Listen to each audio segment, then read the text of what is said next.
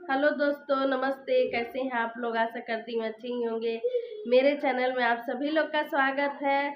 मैं आज लेकर आई हूँ बेटा ब्याह के गीत। आप लोग सुनिए। अगर अच्छा लगे आप लोग को तो कमेंट में ज़रूर बताइए। आए अपना आशीर्वाद प्यार दुलार दीजिए, सपोर्ट करिए मेरा।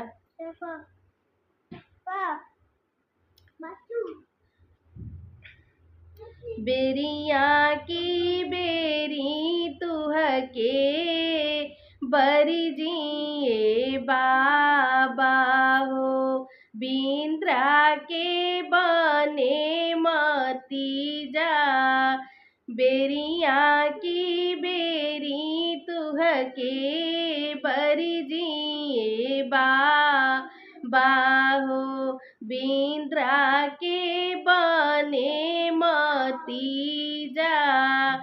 ओही बिंद्रा बनवा में मेघ गरजिहा हो, भीजेला साजन लोग। ओही बिंद्रा बने में मेघ गरजिहा हो, भीजेला साजन लोग। हाथी जे भीजेला, घोड़ा जे भीजेला, भीजेला घोड़े के लगाम। हाथी जे भीजेला, घोड़ा जे भीजेला, भीजेला घोड़े के लगाम।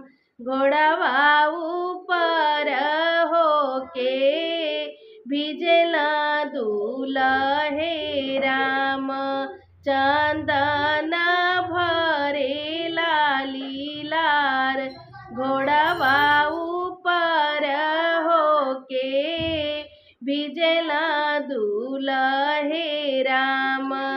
चंदन भरे लाली लार, डोलिया भीतर होके भिजली दुल्हनी देई। सेंदूर भरे लाली लार, डोलिया भीतर होके भिजली दुल्हनी देई। सेंदूर भरे लाली लार। नमस्ते दोस्तों।